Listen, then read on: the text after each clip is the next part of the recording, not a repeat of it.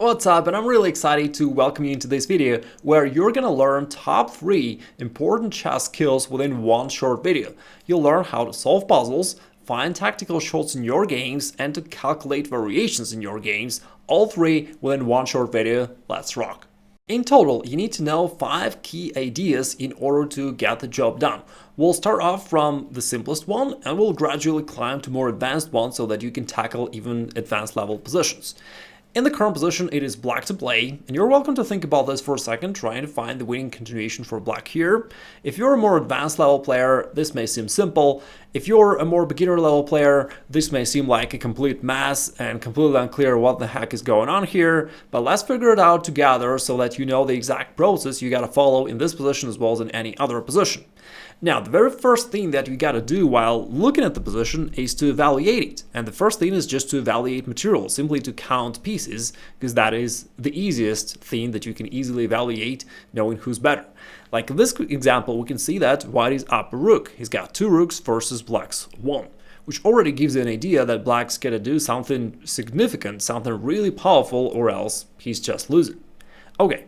Now, the next thing is to start looking for the best move. And here comes the first key concept, the concept of candidate moves. You might have heard of this, but let me try to break it down so that it is more understandable and easier for you to apply, so that you know exactly how you think about that, okay? So the process of finding candidate moves says that before you dive into calculating a particular variation, you gotta list all the options, the worthy options that you have, so that you can then start considering them one by one, keeping it organized. Now, in order to find candidate moves, what you want to do is to focus your attention on enemy territory, those 4 ranks, last 4 ranks of the chessboard, and ask yourself, how can you play a forcing move there? And a forcing move is the one that forces a particular response of your opponent. These are checks, captures, and attacking moves. All 3 force your opponent to react, meaning he cannot ignore it and do whatever he wants, but he has to react to the move that you played.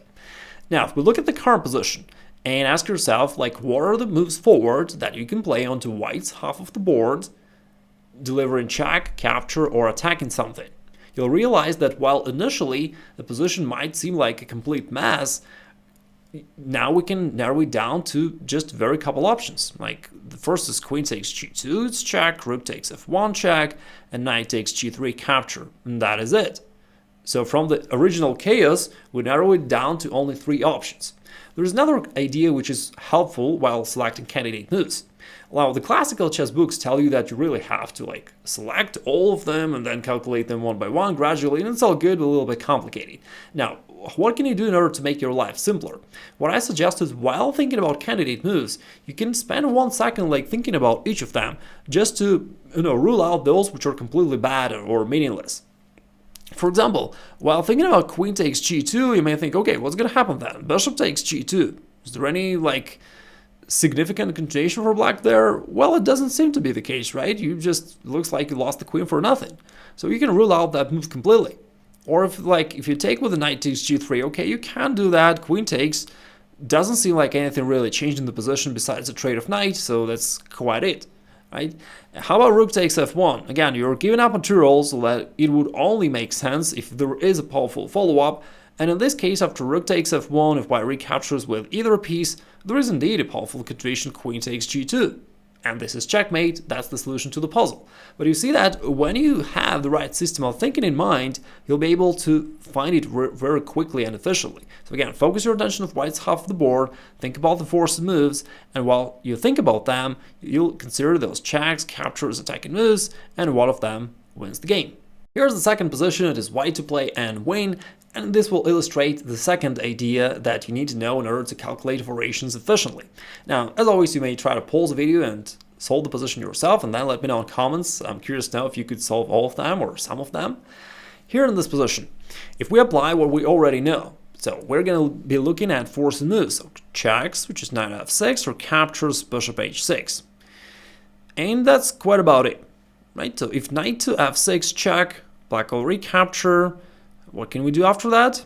We cannot really recapture because that would hand our bishop over here, and I don't see any other continuation. Okay, so let's take it back. It means that basically it narrows it down to bishop takes h6. Now after pawn takes, if we give knight check to the king, the king will move somewhere. And here's the second key idea. You gotta calculate variation till the end of the forcing line, meaning till the position where there are no more forcing moves. No more checks, no more captures, no more attacking moves, okay? Because if you just calculate up to this point, knight of 6 king moves, you'll think that white's attack failed.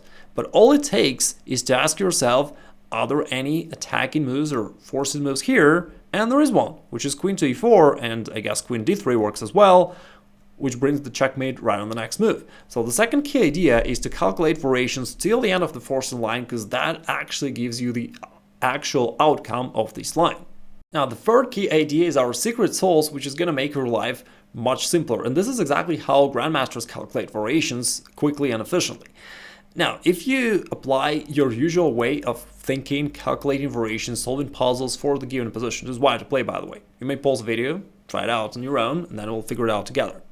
So if you try to thinking about that in a usual way, then in this case, there are like really a lot of candidate moves that white may consider. And it's quite confusing, and honestly, it feels lazy for me to calculate them all. Because just think about this. You've got this capture, you've got this capture, you've got bishop takes g6, and you've got a couple attacking moves, pawn to e6, pawn to g4. And if you really try calculating it all, I mean, man, there's just too much work here, and it will take too much time. So what do you do to make your life easier? In fact, one of the misconceptions about strong chess players is that they're so great calculators that they can sit there and visualize variations for 10, 20, or however long moves they want, and they just calculate variations almost like stockfish. This is certainly not the case. In fact, I can tell you that sometimes the opposite is true. More positional players, such as Carlsen, they sometimes even calculate less, rather relying on their positional understanding. And that is this key tip that makes your life much easier while calculating lines. So we shouldn't completely forget about our positional understanding. We're humans, we're not machines, right? So we're not supposed to just mechanically calculate all the lines. What do I mean by that? You can use your positional understanding in order to prioritize moves that you think are good, right? Just from the positional standpoint.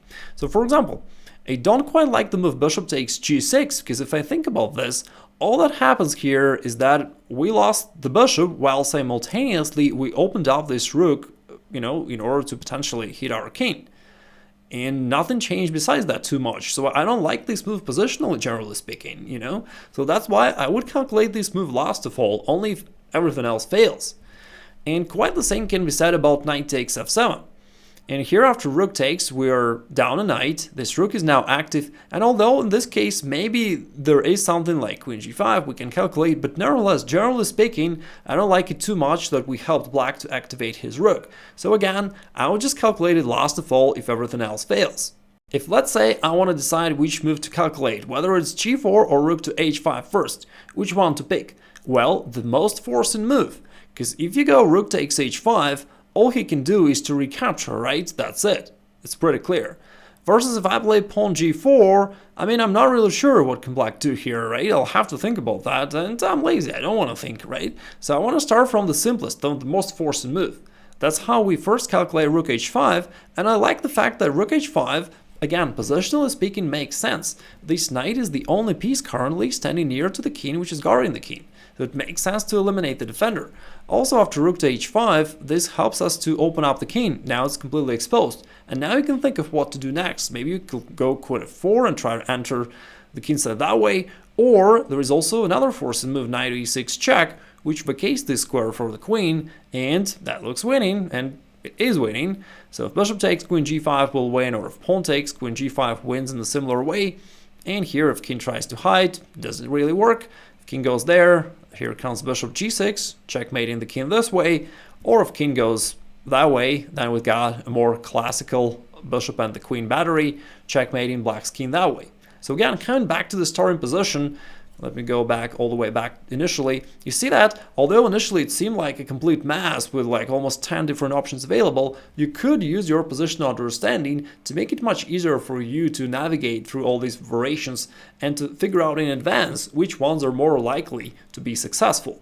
Now, of course, I understand that it is easier said than done to like use your positional understanding. You may think like, what if it's not intuitive for me? What are the positional principles here? Well, this is a subject for a separate lesson, so if you aren't sure about that, I'd recommend that you check out my free masterclass by clicking the link over there where we're talking about positional chess. And now let's come back to our calculation. Now, the next principle helps you a lot, again, both while solving tactical puzzles as well as while calculating variations. But you may first give it a try on your own. It's white to move and win. Try to find the winning shot. And here's the thing. This puzzle is a little bit tricky because to some little extent it kind of contradicts to what we talked about previously. Because if we think of forced moves and checks, like first things to think about are something like bishop takes g7 or knight to h7. But they contradict to this rule, which is don't let your opponent's king to escape.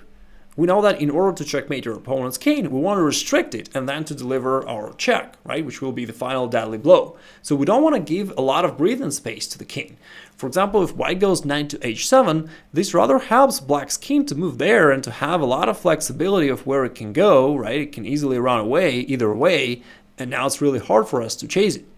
And quite a similar thing happens with bishop takes g7. Like right now the king is like restricted quite significantly. It has only one square to go to, and even there it can't really go because queen takes g7 would be checkmate.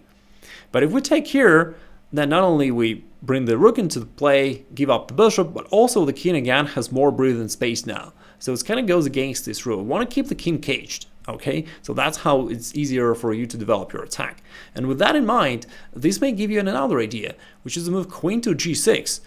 Now the king is completely caged, right? Now it has just no squares to go to completely, and it is actually a threat. So this is still a forced move because it carries out a threat. If black plays virtually any move, something like knight takes e5, for instance, you can now checkmate black in two moves with bishop takes g7, check, followed by queen to e8, checkmate. So that's the fourth idea. Keep your opponent's king caged, don't let it escape, and again, prioritize moves which follow this idea. If the move like allows your opponent's king to escape, calculate it last of all. Good things come to those who wait till the end of chess videos, because now you'll have a complete system of chess calculation. So here's the final puzzle for today. It is black to play and win. Now again, think about this. And let's say you start considering forced moves and you notice there is like bishop takes f4, queen to e2, queen g4 could be an option, but that only leads to an exchange of queens, so we can probably rule this out. And let's say you start calculating bishop takes f4. And then you think, okay, what will white do? I'll probably take. Now, is there any continuation of the forcing line? Yeah, queen e2, king goes to c1. Is there any other forced move? And here you realize that queen e1 is actually a beautiful checkmate, because after white captures, you recapture, delivering this back rank checkmate. Okay, cool. But then you realize that if you come back, after the initial move bishop takes f4, white does not have to recapture, because he can just move the queen somewhere. Queen f3 or queen f2, you know, covering all these squares, and there is nothing for black. So the position remains to be complicated. And here's the final idea. Once you noticed there is a particular tactical motif in a position, try to make it work. Try to kind of insist and find the way out. Because people, generally speaking, know about tactical motifs, but they don't really know exactly how to apply that theoretical knowledge to your games. And here is how. Once you notice that there is a tactical motif in a position, like try to reorder your moves or try to play it slightly differently, but like insist a little bit on that, trying to make it work. Because that's usually how you solve tactical puzzles. So here, if we realize this thing, I mean, you can try to reorder moves. And you play queen e2 first, and after king moves, here comes bishop takes f4. And in this position, white will not be able to play, you know, his queen here or here in order to cover all these squares. It's too late, so the king will have to move away, and after it moves somewhere, you know, you will then get to the position that you wanted, and that's how you will deliver this beautiful checkmate. Now it's time for you to test your calculation skills. It is white to play and win. Please think about this, and if you can't find the solution, write it down in the comments below so that you can practice the skills that you learn. Wishing you all the best. Take care.